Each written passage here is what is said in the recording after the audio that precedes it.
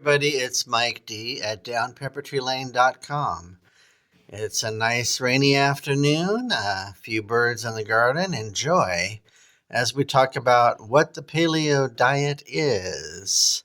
I'm not here to recommend it for or against. It's just something I do when I feel kind of bloated or heavy sometimes. I'll do paleo for a week or two. It's very clean and simple. The best way to describe it is picture you're in like Eastern Europe 1,000 years ago and you're rummaging in the forest, and there's some agriculture in a village, there's some farming, but you're doing a lot of foraging and hunting, and there's no boxes of Doritos or Cheetos or anything like that. And that's what the paleo diet pretty much is. It's like a back in the day kind of a thing. It's very natural. It's very of the land, of nature. So for hunting, if anything is like fish or meat or chicken, yes, you can have it in your diet. So you might start the day with a piece of steak or fish or sausage. And as far as eggs go, a lot of people on paleo do eggs, a few don't. But in general, you can have eggs. So, like bacon and eggs in the morning or steak and eggs. And as far as foraging, just think of collecting like berries, oranges, lemons, limes, apples, anything that would grow on a bush or a tree. That's all good and an important part of the paleo plan.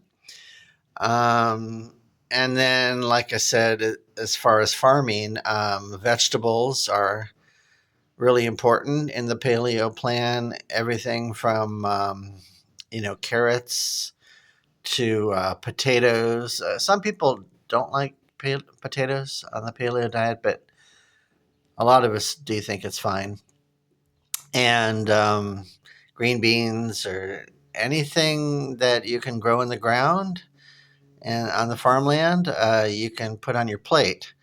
So a nice dinner might be a nice piece of salmon, some lightly sauteed green beans, and like a berry cobbler, something like that.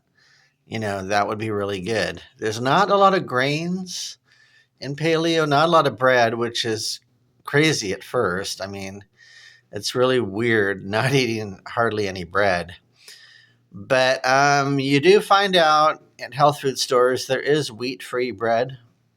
So you kind of go beyond gluten free and you're looking for wheat free. And I've bought wheat free bread. It tastes pretty good. It's used with like tapioca powder, which I thought was pudding when I was growing up, but it turns out it's some kind of root from like South America, and tapioca powder is used in breads and things for those of us doing paleo. And arrowroot is another one. You'll see arrowroot powder, protein powder, or flour used in breads. So it's out there. You just go to health food stores and you find it. And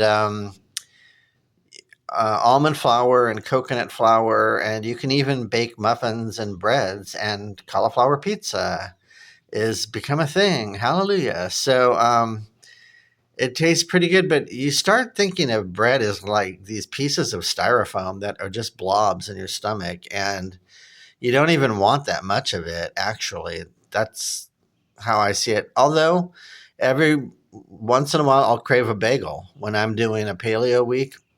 Like by Thursday, I'll just have to have a bagel.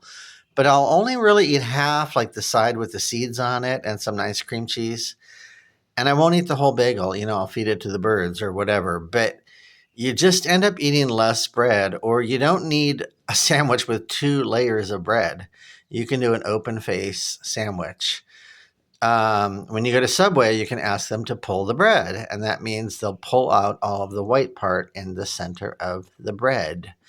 And you'll have a lot less bread in your Subway sandwich. So it's called like pulling the bread out, and they'll do that for you.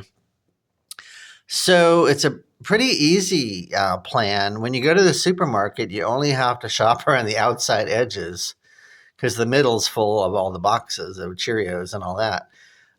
You're just going to the meat and fish section. You're getting your vegetable section and fruits, on the outside of the supermarket aisles. And you're pretty much good to go. Like I said, dairy's not a big thing in paleo. I eat eggs. I think they're really important.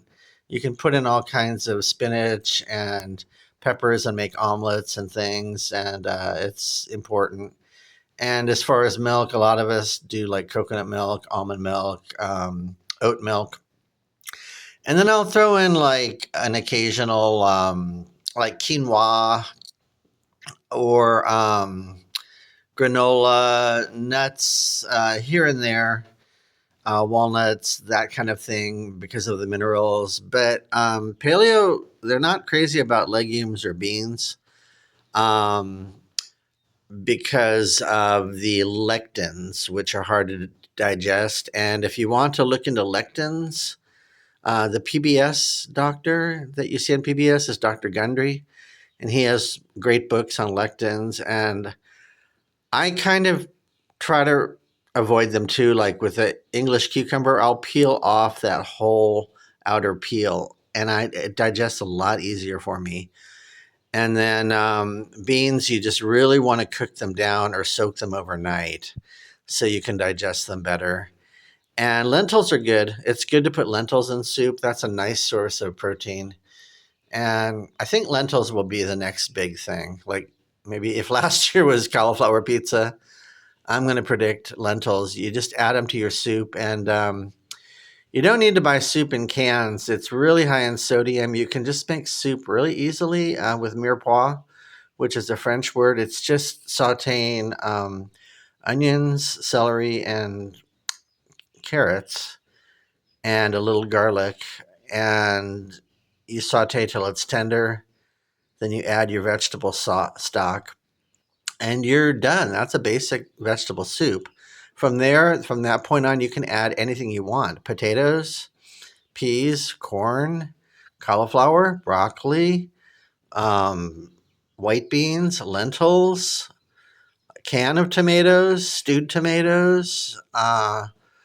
There's so many different directions you can go with basically vegetable soup, or what used to be called in Europe like stone soup back in the day, a little bit of everything into the pot. So, like I said, I'm just describing what paleo is. I'm not advocating one way or the other. All of our bodies are different, and we all have different chemistry. And some of us do better with carbs. Some of us do better with dairy. We can tolerate it, and some of us cannot.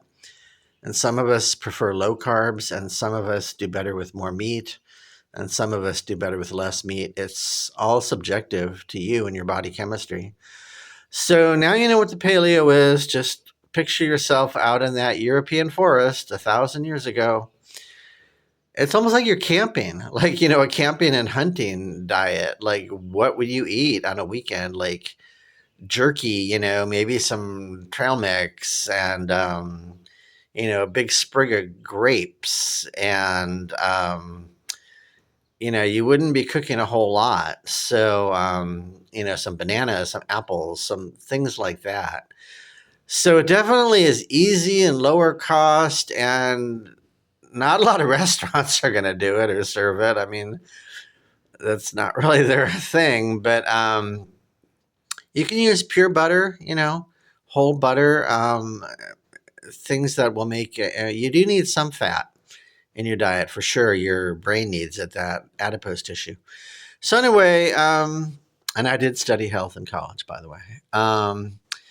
That's the paleo diet. You might want to check into it. And just remember, gluten-free is different than wheat-free. They're two different things.